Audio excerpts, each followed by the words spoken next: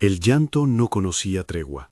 Era una presencia constante en la casa Ferraz, una ola pegajosa que empapaba cada habitación y convertía las noches en un territorio de vigilancia perpetua. Desde el jardín iluminado por faroles hasta los pasillos aterciopelados, el sonido parecía encontrar rendijas incluso donde el silencio creía reinar. A la mansión llegaban a veces vecinos en coche, el murmullo de la ciudad, el clic sordo de las puertas blindadas. Dentro, solo un 2% de paz interrumpida cada vez que las gemelas mostraban, otra vez, la misma demanda sonora. Renata conocía ese llanto como quien conoce una costura vieja, sabía dónde tirar para que no se deshiciera la tela. Entró al cuarto de las niñas con las manos ocupadas, la bata blanca que era su uniforme, un trapo húmedo doblado en el antebrazo, la respiración medida.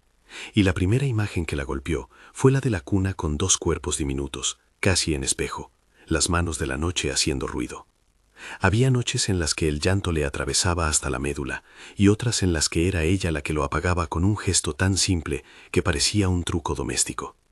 Esta vez, como cualquier otra vez, redujo la velocidad de sus pasos hasta volverse casi un latido más lento que él afuera, hasta que solo existiera la distancia entre su pecho y el de la niña a su izquierda. No fue una técnica, fue un recuerdo convertido en costumbre.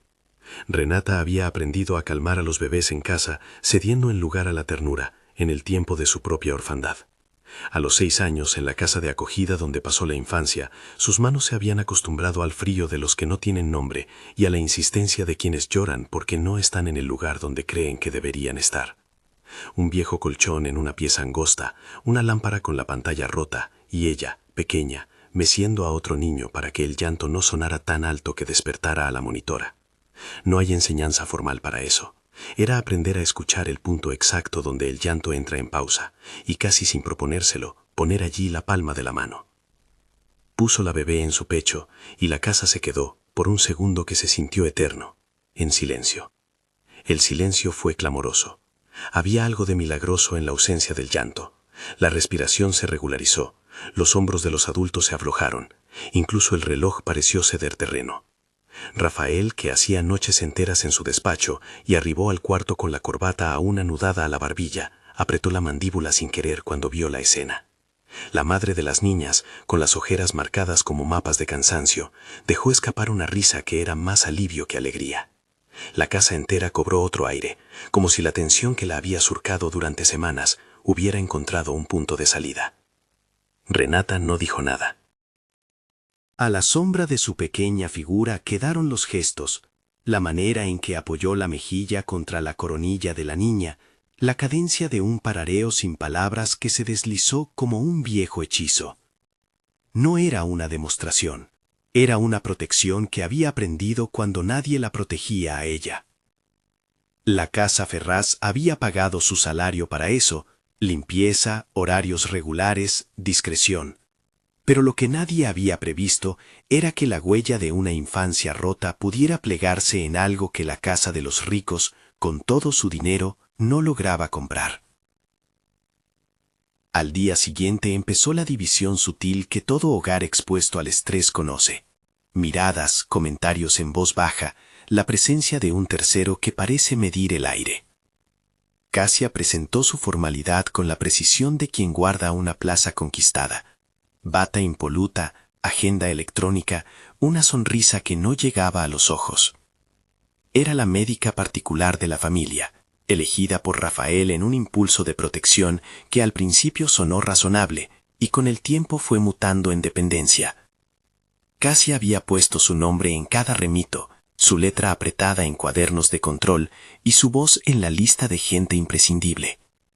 Para ella, la calma que Renata había traído no fue un acto de ternura, sino una amenaza.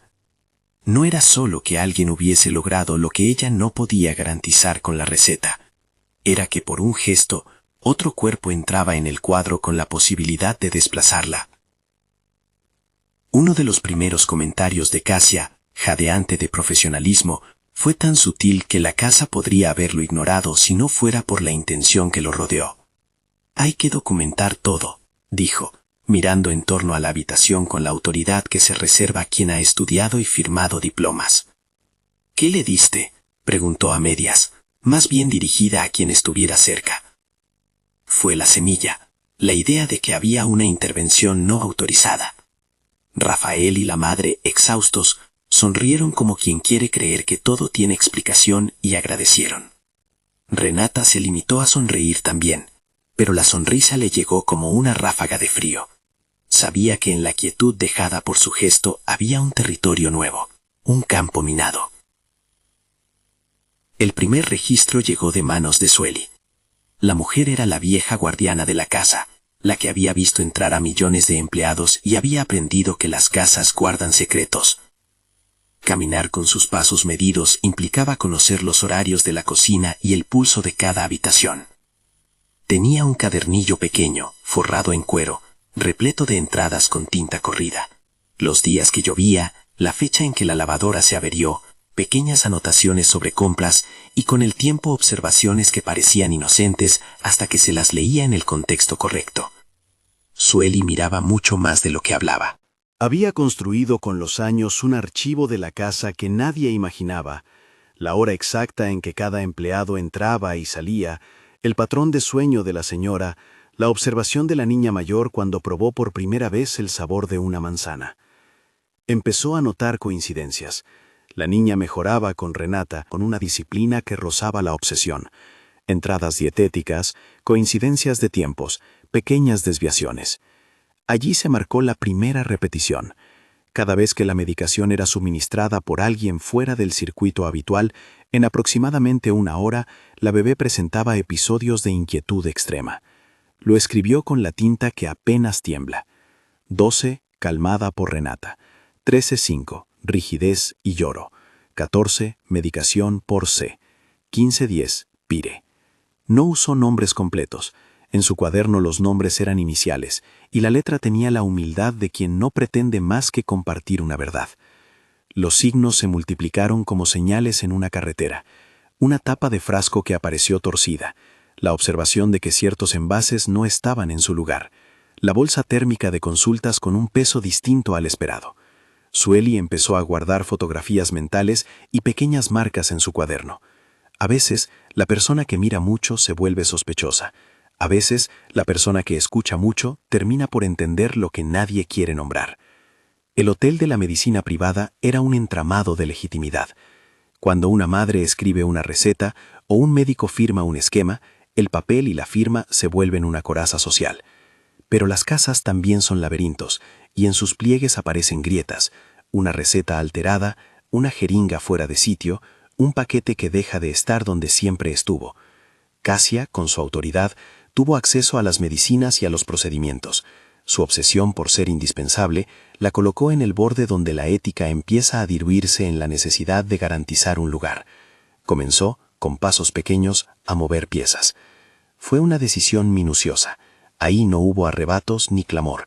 Fue una maniobra hecha con la frialdad de quien convierte el detalle en herramienta. Cambiar un frasco por otro, dejar la tapa apenas floja. Administrar un producto que llama la atención por sus efectos sobre la dependencia del tratamiento. No se trataba de una intención declarada en voz alta, era una concatenación de actos diseñadas para producir un patrón. La intención, que más tarde emergió en confesión, no parecía a primera vista monstruosa a la vista de un ojo desprevenido. Parecía curar, parecía sostener, parecía profesional, pero bajo la apariencia, la maniobra ya latía. Renata, en su rincón de trabajo, fue la primera que percibió la anomalía sin saber ponerle nombre. No era su terreno, su oficio era calmar, no cuestionar razones médicas. Empezó a notar que a veces las niñas respondían bien a su contacto y una hora después presentaban una agitación que las agotaba. Era una secuencia que no se ajustaba a la lógica simple de un problema pediátrico. Había algo entre medias. La prohibición vino apenas cuando Renata, por instinto, quiso tocar una de las botellas. Casia la miró con extrañeza. «No toques eso, Renata», dijo como quien corrige una falta doméstica, sin incendiar el cuarto. «Hay protocolos que se respetan». Esa frase fue un bloqueo. Renata retrocedió sin preguntar más. Sabía cuál era su lugar, y al mismo tiempo no comprendía por qué el lugar donde ella encontraba sentido, la cercanía con los niños, comenzaba a ser visto como una transgresión. La primera chispa visible ocurrió en un almuerzo, donde la familia y las personas de confianza se sentaron a discutir, con cortesía y tensiones contenidas, el tema de las noches interminables.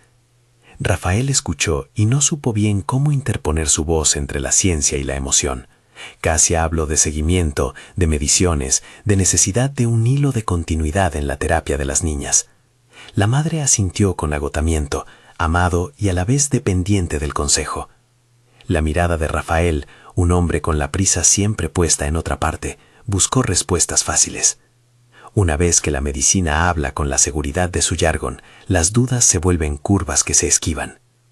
Fue en ese momento, sin embargo, cuando alguien del servicio anunció una irregularidad.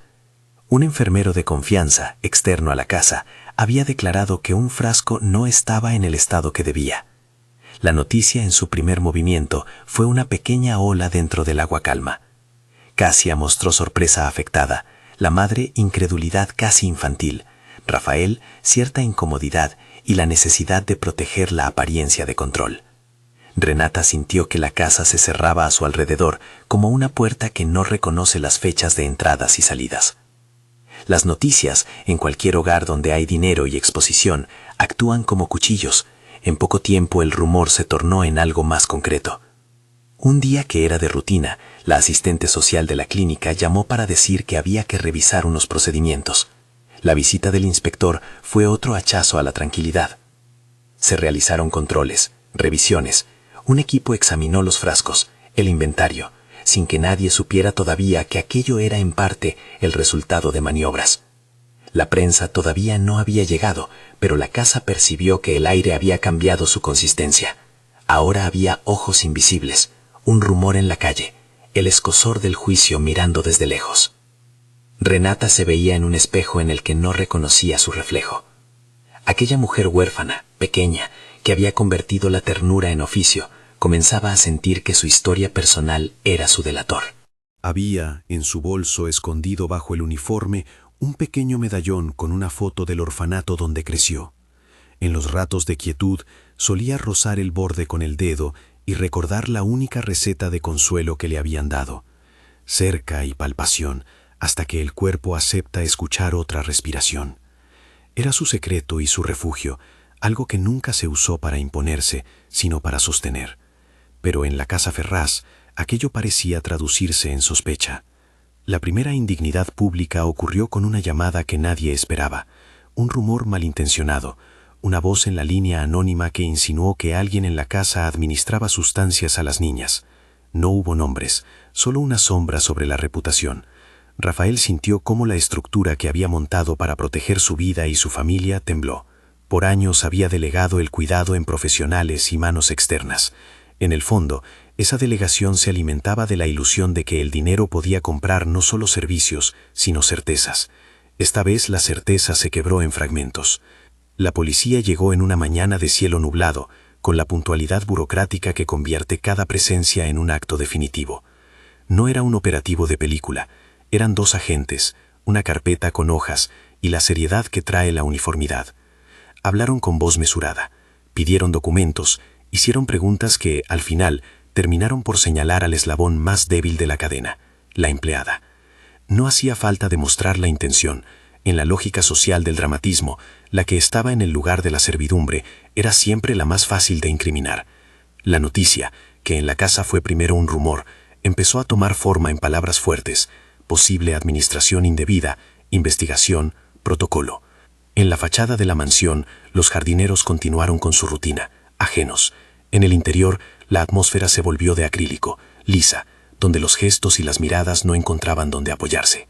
Cuando los agentes se acercaron a Renata, la mujer no pudo sostener ninguna imagen heroica. Simplemente recogió sus cosas, sintiendo que la tierra bajo sus pies se partía. En su rostro no hubo gritos, sino una calma que, para quienes la veían desde afuera, parecía extraña. Algunos dirían luego que fue dignidad, otros que era estupor. La verdad es que un cuerpo habituado a contener emociones aprende maneras de plegarse para sobrevivir. Antes de salir, Sueli se acercó y con la voz pequeña de quien no se atreve a desafiar a las autoridades, le dejó su cuadernillo. Puso la tapa con respeto en las manos de Renata como quien entrega una llave. «Guarda esto», murmuró. «Ya lo sabes, yo me voy a ocupar». No fue una promesa grandilocuente, sino un compromiso puntual. Había en el gesto de Sueli la firmeza de quien ha visto cómo las casas protegen y destruyen con la misma intensidad. Renata salió con la sensación de que una gran parte de su identidad se quedaba en la habitación de las niñas, en los columpios que ella había dejado quietos, en los pañales aún por reemplazar. La prensa tardaría horas en acercarse, las redes minutos. En el camino hacia un lugar que no era una cárcel en sí misma, sino un cuartel temporal de investigaciones, la gente del servicio cerró los ojos y miró con la angustia de quien ve a una pieza desaparecer del tablero. La fotografía que publicó un portal local esa tarde mostró a Renata de perfil, con el bolso firme en la mano y la corbata de uno de los agentes visible a su lado. El pie de foto la describió en el tono que acentúa la sospecha. Empleada arrestada tras denuncia por administración indebida de sustancias a recién nacidos en familia millonaria. No había veredicto, pero la sentencia social ya empezaba a perfilarse. En la mansión, un silencio de otras dimensiones reemplazó al llanto. Las cunas estaban ocupadas por monitores conectados y por profesionales que intentaban descubrir patrones que explicaban el malestar. Rafael se encerró en su despacho. Su voz era un murmullo que se colaba a veces por la cerradura. Hubo llamadas, la de su abogada, la del hospital, la de la prensa. Su primer impulso fue proteger lo que tenía, la casa, la imagen, la seguridad de sus hijas. Pero en el fondo, bajo la lógica de esa reparación que tarda en salir, empezaron a aparecer preguntas más amargas. Había confiado demasiado. Había delegado con la ceguera del que compra tranquilidad. El orgullo se volvió una carga. Sueli, por su parte, no aceptó la idea de que las piezas hubieran encajado como quien cae en la trampa del destino. En su cadernillo, la letra se fue haciendo más apremiante. Entradas con horas, pequeñas marcas como flechas que señalaban coincidencias. Al volver a leer, encontró un patrón que la dejó fría. La mayoría de los episodios de crisis aparecían en torno a una hora después de la administración de ciertos tratamientos. No había ciencia del laboratorio en sus notas. Había observación, coherencia, la paciencia de quien anota para no olvidar. Recordó la tapa torcida que había visto una mañana al abrir el armario y la bolsa térmica que había pesado distinto al salir de la zona de la clínica. Había un detalle más que no encajaba. Ese cambio había ocurrido después de que Casia se hiciera cargo de la rutina. Sueli no era ingenua. Sabía que en una casa como aquella, las apariencias podían decidir más que los hechos. Pero también sabía que, si algo le había enseñado la vida, era que los cuadernos guardan la memoria donde la gente prefiere el silencio. Con la calma de quien ha visto caer gobiernos en el patio trasero y ha sobrevivido a jefes y tormentas, decidió tomar fotografías de las entradas más recientes y guardarlas en un sobre. Era su manera de saldar el sentido de la responsabilidad que nunca le habían dado. No quería justicia por venganza. Quería que la verdad tuviera una manera de aparecer con el tiempo, aun si para eso debía pelear contra el peso de la casa y el rumor. En el calabozo temporal, Renata se sentó en una silla metálica y dejó que la realidad le pasara por los bordes. No lloró de inmediato. Pensó en la niña que había mecido aquella mañana y en la manera en que su propia historia se había entrelazado con la de la casa. En su bolsillo, el medallón la apretaba como un latido. La orfandad que la había moldeado ya no era un relato cerrado. Ahora era un mapa que indicaba por qué había sabido, sin formación ni títulos, hacer callar un llanto. Y cómo esa habilidad, en manos equivocadas, podía volverse veneno para su reputación.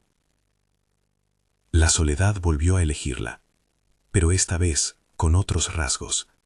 Era la soledad de quien ha sido señalada, y sabe que la verdad, si desea aparecer, tiene que luchar contra la inercia de las primeras opiniones.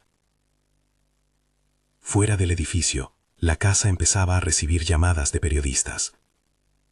Rafael, con las manos temblorosas, pronunció frases que más tarde le costaría recordar en su exactitud.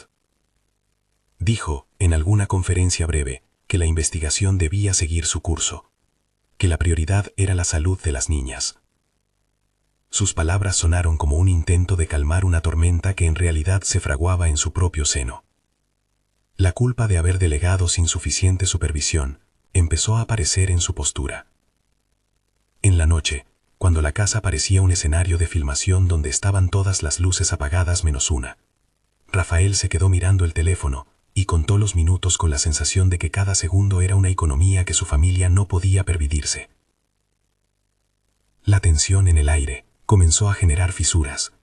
Vecinos que dejaban tarjetas en la puerta, voces a través de los portones, cámaras que se acercaban. Alguien filmó un fragmento y lo subió a la red. Otro difundió una versión exagerada que no consultó fuentes. Renata, en su silencio, sintió que el mundo se volvía más estrecho. El cadernillo de Sueli se transformaba en su única coraza, una evidencia humilde pero persistente. En algún punto la historia dejó de ser solo ruido y empezó a volverse un desafío. Probar la inocencia implicaba desenredar estrategias, encontrar pruebas donde la apariencia había querido cubrirlas. Mientras la noche caía y el llanto dejaba lugar a máquinas que monitoreaban latidos, el guión de la casa Fermás, que al principio era un lugar de resguardo para recién nacidos, se había convertido en un tablero en el que se movían fuerzas invisibles. La huella de la orfandad de Renata ya no era solo un pasado privado, era la pieza central de una narrativa pública que la señalaba y la desposeía de su voz. Su secreto, esa sensibilidad labrada por la ausencia, que hasta entonces había sido su don, comenzaba a ser la llave que algunos tomaban como amenaza. En el cuarto de servicio, con la casa a media luz, Sueli volvió a pasar sus páginas. Marcó con un lápiz la entrada de aquel día, la hora en que la bebé se calmó en brazos de Renata y la hora en que, una hora después, empezó el cuadro de inquietud que obligó al personal médico a intervenir. Subrayó con una mano que no temblaba, una hora. Escribió junto a la entrada la palabra que en su idioma significaba todo aquello, patrón. El cuaderno no resolvería nada por sí solo, pero era el inicio de un hilo que, una vez tirado, podría sostener la verdad. Sueli sabía que la inercia social y el ruido mediático eran gigantes difíciles de vencer. También sabía que las verdades se construyen con paciencia. Esa noche, mientras la ciudad hablaba en susurros y la mansión se preparaba para una madrugada de guardias y susurros, un pequeño sobre con fotografías y anotaciones quedó escondido en un cajón, como semillas que alguien deposita en la tierra con la esperanza de que broten cuando la estación sea la justa. Y así, entre la fotografía difusa de una mujer con la mirada cansada y el cuadernillo de una empleada vieja, la historia se partía en dos. La voz de la sospecha que se extendía en los medios, con titulares que buscaban la prontitud de la condena, y la voz humilde de la observación, que planeaba su resistencia paciente. La casa, por su parte, seguía respirando con la misma fachada impasible, como si los ladrillos tuvieran la capacidad de ocultar lo que en su interior fermentaba. En algún rincón, una cuna se mecía con automatismos, en otro, una pregunta enmudecida pedía aire. Esa noche, antes de que el sueño fuera posible para todos, Rafael se sentó frente a la ventana de su despacho y por primera vez desde el inicio de la crisis se permitió recordar a la mujer que había visto calmar a su bebé. No fue la noticia ni la acusación lo que lo hizo, sino una escena pequeña. Renata, con la frente apoyada, acercando su calor a una niña que no le pertenecía. Pensó en su propia hija, en el lugar donde las primeras manos que conocen a un niño suelen marcarlo para toda la vida. La culpa empezó a tomar la forma de una necesidad, reparar. Pero reparar tiene costos que a veces no se calculan en dinero, sino en la voluntad de reconocer errores y de asistir, sin reservas, a quien ha sido herido por la sombra de una verdad a medias. En la estación de policía, Renata tocó el medallón y dejó que la imagen de su niñez la invadiera como una película corta y precisa. Recordó a la monitriz con las manos ásperas que le enseñó a mecer con la fuerza justa. Recordó el rincón donde había aprendido a cantar sin palabras. Recordó cómo, de adolescente, había prometido no repetir la crueldad de la indiferencia. Promesas que, en el mundo de la adultez, se convierten en pruebas o en plegarias. Una de las dos. No tenía forma de prever que su silencio alguna vez sería confundido con culpa. Lo más que podía hacer, pensó, era sostener la verdad de su historia, porque, en el fondo, esa verdad era lo único que la salvaba de perderse del todo. Afuera, la mansión encendía un foco en la fachada como si quisiera mostrar que, aunque el escándalo golpeara, la apariencia se mantenía implacable. Dentro, El cuaderno de Sueli y el medallón en el bolsillo de Renata empezaron a ser los objetos emblemáticos de dos fuerzas que, más tarde, entrarían en colisión abierta: la historia silenciosa de quien sabe y la maquinaria de quien tiene poder para señalar. Por el momento, la rueda se arrastraba hacia la mañana siguiente, donde inspectores, pruebas y voces públicas comenzarían a decidir qué versión del conflicto sería la que la sociedad aceptara.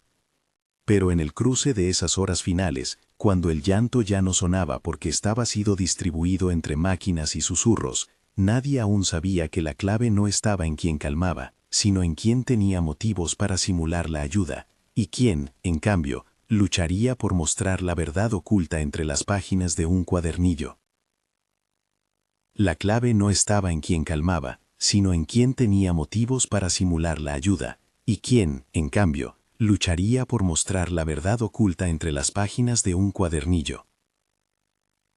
En la mañana que siguió, el hospital parecía un tablero de ajedrez en que cada movimiento importaba. Las monitores parpadeaban como testigos imparciales. Los pediatras intercambiaban hipótesis con la cautela de quien sabe que una palabra puede inclinar la balanza. Sueli, que había pasado la noche repasando anotaciones, llegó con el sobre escondido bajo la manga. Lo dejó en manos de la mujer de recepción, con la naturalidad de quien deposita un talismán en el altar de lo posible. Había enviado antes por un canal discreto las fotos de su cuadernillo al abogado de la familia que había mostrado dudas, y ahora esperaba que alguien con poder de decisión lo leyera. Si esta historia te toca, coméntalo abajo. Hay momentos en que el silencio pesa más que la injusticia. El primer giro relevante no fue una gran revelación pública, sino un gesto pequeño y obstinado. El analista forense que revisó las muestras no solo buscó rastros, sino patrones. Tomó nota de las horas indicadas por Sueli, comparó registros de enfermería con registros de cámaras internas de la vivienda, cuando consiguió permiso judicial para acceder a ellos. Las cámaras, que al principio parecían confirmar la versión de la casa, orden, disposición y profesionalismo, comenzaron a mostrar interrupciones sutiles. Pequeños desplazamientos en la bolsa térmica que Casia usaba, una tapa que no coincidía en su giro, pasos que salían del plano cuando la cámara enfocaba el armario donde se guardaban los frascos. No fue fácil. El prestigio profesional de Casia le otorgaba un colchón de credibilidad. Sus credenciales llenaban lejagos y sus colegas la describían como metódica, una sanitaria hecha de rituales. Pero la verdad, cuando se presenta como acumulación de detalles, encuentra su propia contundencia. Las imágenes de la cámara no mostraban el acto que algunos necesitaban ver para creer, pero sí ofrecían la secuencia. Casia entrando al cuarto con una bolsa en la que no cabía solo el termómetro. Cerrar el armario con una mano que no regresó vacía, una tapa torcida que quedó en el borde del estante, y luego, a la hora marcada por Sueli, los episodios que seguían. El peritaje toxicológico confirmó la sospecha más temida. En las muestras de sangre de las niñas detectaron compuestos compatibles con estimulantes. Se nombró anfetaminas por su categoría, sin mayores detalles, porque el informe médico había sido prudente en evitar tecnicismos que no aportaban a la narración pública. Para los que habían querido creer que la medicina explicaba todo, ese informe fue un corte. La causa biológica empezaba a señalar una manipulación deliberada. La fiscalía, a la que alguien finalmente acudió con las pruebas, abrió una línea de investigación que dejó a la doctora en el centro de un huracán que jamás imaginó. Mientras tanto, Renata seguía en su lugar temporal de detención, con la sensación de que el mundo se había alisado a su alrededor para hacerla más visible y frágil. Las paredes le devolvían ecos, y ella aprovechaba esos ecos para practicar las pocas frases que llevaba consigo. «No hice nada malo», decía en voz baja, más para que su propio cuerpo las escuchara que para que las otras personas entendieran. En la celda, la presencia del medallón se volvió una conversación muda. Rozaba su borde, invocaba recuerdos, le recordaba que la ternura que había desplegado no era un acto que pidiera permiso. Sueli visitó una sola vez a la comisaría. Se sentó frente a Renata con el cuadernillo abierto y la mirada firme. «Te dije que no iba a dejarlo así», murmuró. «No es un juramento, es una línea de tiempo». Las preguntas del interrogatorio se sucedieron, no con ira, sino con la frialdad calculada de quienes trabajan con procedimientos, horarios, accesos, testigos, cronogramas. Renata respondió con la simplicidad que la había salvado toda su vida. Contó lo que había hecho esa mañana. Describió el silencio que vino cuando puso la niña en su pecho. Dijo el nombre de la canción que tarareó, una estrofa sin letra que venía del orfanato y que a veces le regresaba como un mapa. No tuvo que explicar su pasado con lujos de detalle. Bastó con que dijera que era huérfana de niña para que las piezas emocionales del relato encajaran en la cabeza de algunos y en el corazón de otros. En la casa, la prensa ya tenía fotos decantadas y titulares afilados. El primer intento de limpieza pública por parte de la familia, un comunicado que hablaba de apoyo irrestricto a la investigación, sonó hueco frente a las preguntas que surgían en la calle. Rafael, que hasta entonces había floteado entre la negación y la defensa automática de lo suyo, comenzó a sentir la gravedad de las decisiones pasadas. No era solo culpa por haber confiado, era la conciencia de que su inversión en seguridad había construido una red que permitió a alguien usar la confianza para dañar. El proceso de investigación se volvió una maquinaria de precisión lenta y tropezada. El abogado, creado por Rafael, sensible al efecto reputacional, antes de todo exigió pruebas irrefutables. Sueli, con su cuadernillo, fue llamada a declarar. Su lengua, curtida por años de discreción, se volvió leve y afilada cuando habló. Narró fechas, horas, coincidencias, el patrón que ella había señalado en su letra menuda. Sus palabras, leídas en voz alta por la fiscal, sonaban casi como piezas sueltas de un reloj que por fin empezaba a ordenar la hora. El momento decisivo llegó cuando uno de los técnicos forenses, un hombre que no buscaba la fama, recibió una notificación de seguridad. En la bolsa térmica que la doctora llevaba la noche de ciertos empeoramientos, había huellas que no pertenecían solo a sus guantes. Había una mezcla de fibras, un residuo que al ser comparado con las tapas de los frascos mostró una discrepancia. Aquella tapa torcida que Sueli había señalado en su cuaderno tenía un complemento. Las huellas en el borde del envase no eran las del personal de enfermería habitual. Fue una soga hecha de detalles. Peso alterado en la bolsa. Tapa violada. Registros de cámaras que mostraban manipulación de envases. Y sobre todo, el patrón temporal marcado en el cuadernillo. Casia, cuando supo que estaban revisando sus pertenencias, comenzó a entrar en una profunda reclusión emocional. Sus días se hicieron cortos, poblados de repeticiones, ordenar su escritorio, revisar su agenda, mirar fotografías de Rafael sin compartirlas con nadie. Las escenas en las que antes actuaba segura se volvieron fragmentos de un personaje que ya no comprendía su propio guión. En privado, repetía que todo lo que había hecho fue para sostener la salud de las niñas, que había seguido procedimientos, que la dependencia que creía construir era un mal menor comparado con una pérdida mayor. Pero el modo en que hablaba del sostener era igual de revelador. Había una afirmación de derecho, no de deber, una voz que confundía posesión con cuidado. La fiscalía llamó a declarar a la doctora bajo la sospecha de haber alterado tratamientos. La audiencia en que se le imputaron cargos fue breve. La prensa ocupó las sillas y quien fuera antes experta en micrónimas profesionales dio muestras de una fragilidad que desarmó a algunos y que a otros les pareció calculada. En la sala del hospital, en una sala contigua preparada para entrevistas, la doctora rompió a hablar. No fue un discurso de negación absoluta. Fue una narración que rozó la confesión y la explicación a la vez. Habló de noches en las que imaginaba perderlo todo, de la idea de ser sustituida por alguien sin título, por manos que ella definía como instintivas y que para ella representaban caos. Habló de miedo, y en el núcleo de ese miedo se escondía un nombre: Rafael. Su confesión no fue un arrebato teatral. Fue más bien una caída en vertical que dejó expuesto lo que la había movido. Un amor que no se reconocía a sí mismo como tal, que sabía que su afecto se había convertido en posesión.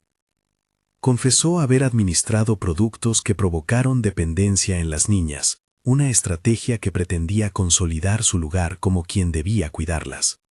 Reveló haber manipulado envases para sembrar dudas en la casa sobre quién podía hacerse cargo. Dijo con palabras que sonaron huecas frente al alivio de la familia, que temía no ser necesaria si ellos encontraban tranquilidad en otro gesto. La fiscalía, al escucharla, se reclinó sobre la carpeta con un gesto que no era de sorpresa, sino de consternación. La confesión, unida a las pruebas técnicas, cerró el círculo. No hubo justificación que pudiera salvar el delito. La noticia explotó en la prensa con la potencia con la que la verdad siempre llega. Tarde, pero con la fuerza suficiente para desarmar reputaciones. Las primeras imágenes de Casia con la cabeza baja, escoltada por agentes, se convirtieron en la culminación de una trama que muchos habían esperado ver resuelta. Para Renata, la palabra libre empezó a tener una posibilidad tangible. La salida de prisión fue lo que un día antes parecía imposible. Renata pasó por la puerta con las manos temblorosas, pero la sintió más ligera que en la noche anterior. El abrazo que recibió primero no fue de la familia principal, sino de Sueli. Un abrazo seco, lleno de promesas cumplidas. Había lágrimas entre la gente que esperaba en el patio, y algunas cámaras captaron el momento con la mezcla de intrusión y humanidad que caracteriza la vida pública. En su bolsillo, el medallón la calentaba como un latido del pasado. El regreso a la casa fue distinto al esperado.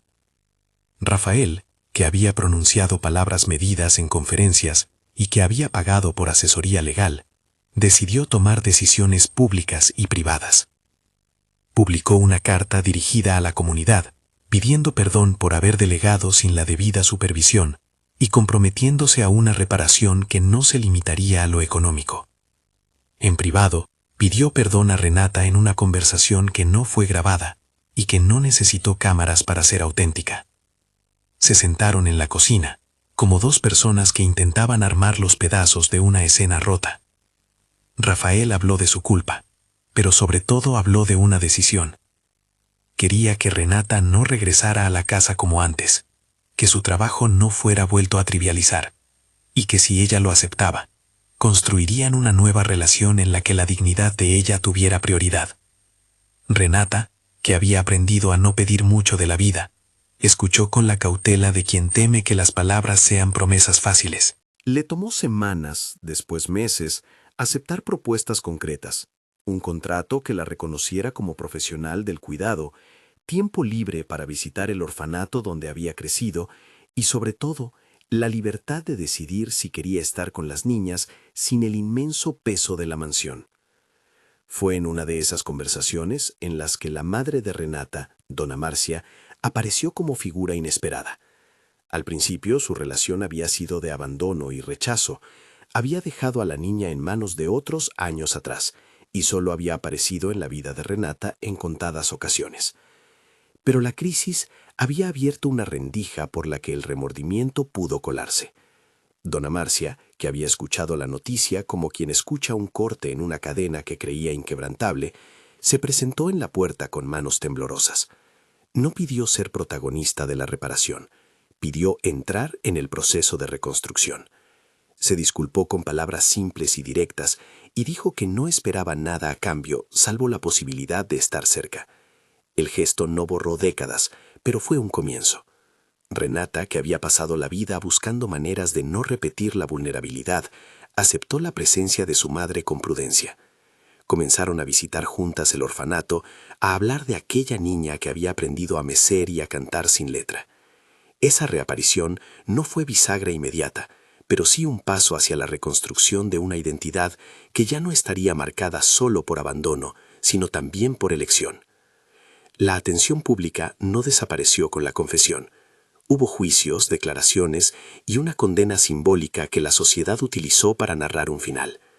Casia fue procesada. Los reportes hablaron de un delito que mezclaba negligencia y premeditación. La justicia dio su veredicto con la mesura que permite la ley: prisión, inhabilitación profesional, condena moral. Para algunos, la pena fue insuficiente.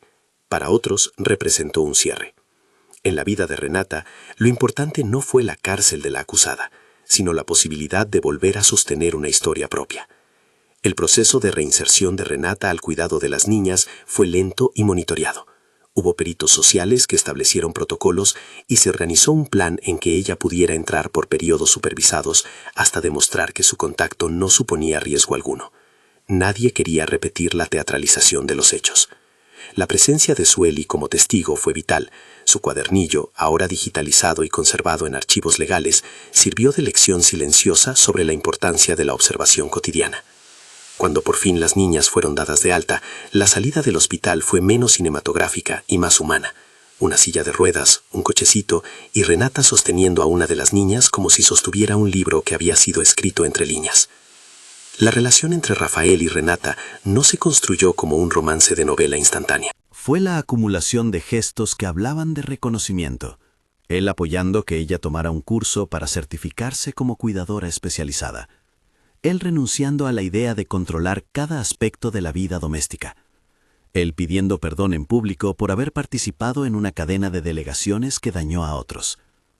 Renata, de su lado, asintió a acercamientos lentos y a conversaciones nocturnas en las que hablaban de miedos y de límites. Con el tiempo, y sin prisa, el respeto se transformó en afecto. Lo que comenzó como una necesidad de reparación mutua encontró un cauce que no borraba el pasado, pero sí lo situaba como trampolín para algo nuevo. Hubo una escena clave, meses después, que fue la que muchas personas recordaron como el inicio genuino de un vínculo. Una tarde en la que la familia se reunió para una pequeña ceremonia de agradecimiento con el personal del hospital y con Sueli. Rafael decidió, sin grandes cámaras, devolver parte del dinero que la prensa había imaginado como indemnización simbólica a una organización que trabajaba con orfanatos. Explicó que su compromiso no era solo restaurar una imagen, sino sostener instituciones que habían formado a gente como Renata. Fue en ese acto donde Renata se acercó a él, tomó su mano con la facilidad que da la confianza ganada en pequeñas cuotas y dijo sin mirar a nadie más: «Yo no busco ser indispensable para nadie, solo quiero que nos cuidemos entre todos». Aquel día hubo sonrisas sinceras y algunas miradas húmedas. La prensa tituló la noticia con una mezcla de emoción y sensacionalismo, porque esa es la manera que tiene la prensa de cerrar las historias. Para los que vivieron el proceso, el título de la noticia era secundario. Lo cierto es que el pacto que se tramó fue práctico. La casa cambiaría su estructura de trabajo, existiría una figura de supervisión externa, Renata recibiría un contrato justo y tiempo de reinserción. Pero lo más decisivo fue la decisión íntima de Rafael de acompañar la recuperación emocional de Renata sin intentar domesticar su pasado. Ella, por su parte, estableció límites nuevos. No volvería a vivir en la mansión. Aceptó un rol de cuidadora de las niñas, pero con libertad para trabajar desde fuera y para decidir cuándo y cómo estar presente. La paz, sin embargo, no regresó de forma lineal. Hubo reacciones sociales duras. Algunos en las redes no dejaron de cuestionar la credibilidad de Renata. Otros la celebraron como símbolo de resiliencia. Los días de Renata incluyeron jornadas de entrevistas que ella evitó y paseos silenciosos al orfanato, donde de vez en cuando era recibida por niños que la reconocían como una figura que había aprendido a sostener en la ausencia. Con su madre, doña Marcia, comenzaron a tejer conversaciones que no siempre eran fáciles, pero que eran necesarias. La madre confesó errores antiguos, Renata escuchó y en ocasiones perdonó. El perdón no fue una rendición, fue la construcción de una nueva estructura de confianza. El clímax emocional final no fue la caída de la antagonista en tribunales, sino un gesto sencillo que articuló la idea de familia elegida. Después de más de un año de reconstrucción, Rafael pidió a Renata que lo acompañara a una ceremonia pequeña, no una boda en la mansión, ni un evento para las cámaras, sino un encuentro íntimo en el jardín donde alguna vez el llanto había sido un monstruo. Estuvieron presentes Sueli, la madre de las niñas, Dr. Martins, Dr. Augusto, el abogado que había creído en las notas de Sueli, y algunos amigos que habían sostenido la reparación. Las niñas, ya más fuertes, correteaban bajo la tregua del verano. Rafael habló sin altisonancias. Dijo que lo que proponía no era borrar el pasado, sino construir algo a partir de la elección cotidiana de cuidarse. Habló de la deuda que la riqueza no cubre, la dignidad, el reconocimiento, el tiempo. Renata, que había vivido tantas noches meciendo cápsulas de memoria, escuchó y recordó a la niña que aprendió a calmar sin pedir permiso. Cuando aceptó, lo hizo con la claridad de quien sabe lo que representa el compromiso. No era una mansión ni un título social, era la promesa de estar juntos por voluntad, respetando la libertad de cada uno. La ceremonia fue sencilla. Hubo un intercambio de palabras, más íntimo que protocolar.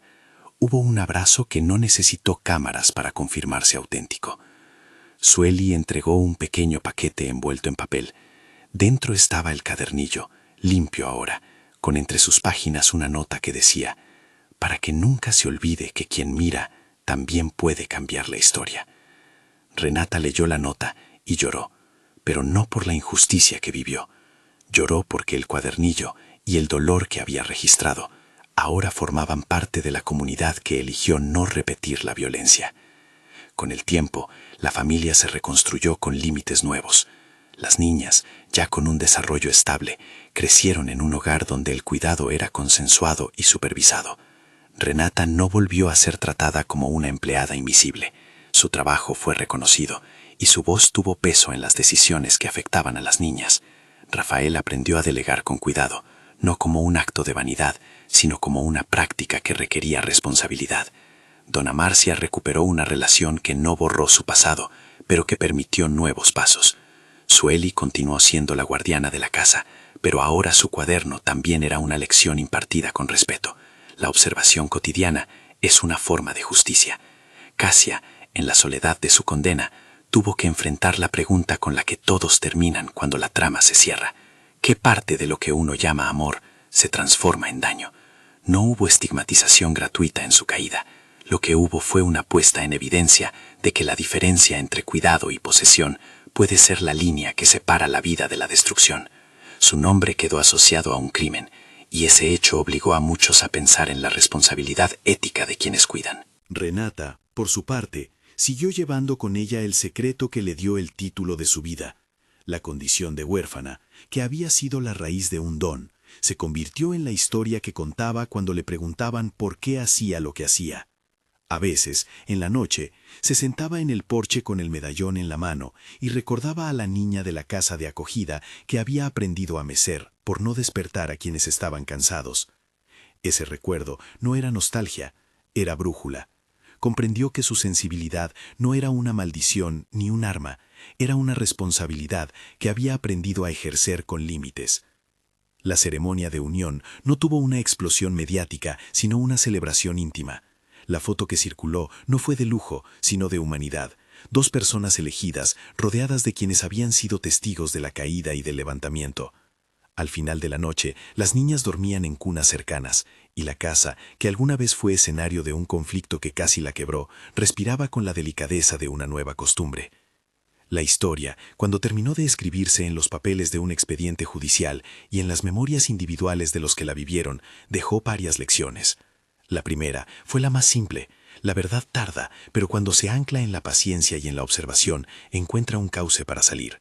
La segunda fue que la vulnerabilidad social, esa que convierte a la trabajadora del servicio en el blanco fácil, no es un defecto moral de quien la sufre, sino una falla del entramado que sostiene a las familias.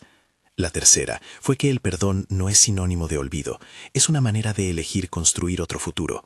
En la última escena que algunos recordaron, Renata tomó en sus manos el medallón y lo puso alrededor del cuello de la niña mayor, ahora con años suficientes para mirar con curiosidad.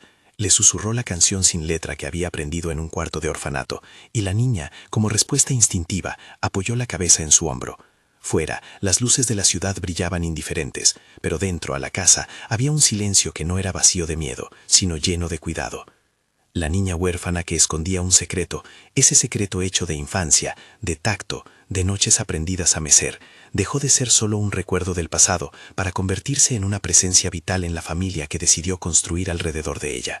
Renata entendió que la grandeza de su don no estaba en ser admirado por otros, sino en la capacidad de elegir dónde ponerlo, cómo cuidarlo y cuándo negarlo para no caer en el mismo patrón que tanto daño abrió.